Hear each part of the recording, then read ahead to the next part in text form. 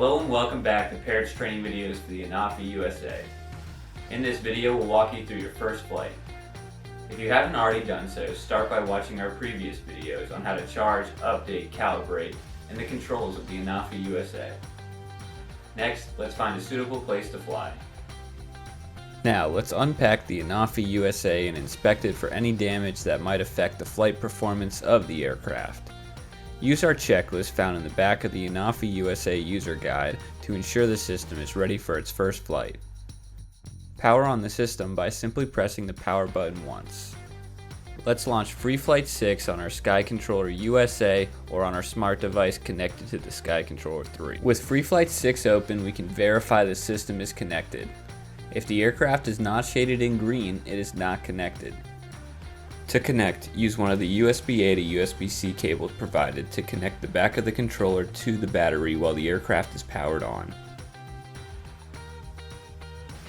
As we learned in the previous videos, we need to make sure that our system is updated and ready for flight. To do so, click through the System Status page located at the top of Free Flight 6. After ensuring the updates are complete on the system, let's make sure to calibrate the drone before flight. Our last check before flight is to ensure our return to home settings are correct. We can change our minimum altitude when returning to home, our hovering altitude for when we return to home, and finally, if we are going to return to the takeoff zone, the pilot, or a custom set of coordinates. Now before we start flying, let's get to the heads-up display. To do this, we'll press the fly button on the main screen in Free Flight 6. Now, when we're ready for flight, we'll press the takeoff button to launch the aircraft into a stabilized hover. Once in a stabilized hover, we'll use the right control stick to make sure our pitch and roll work.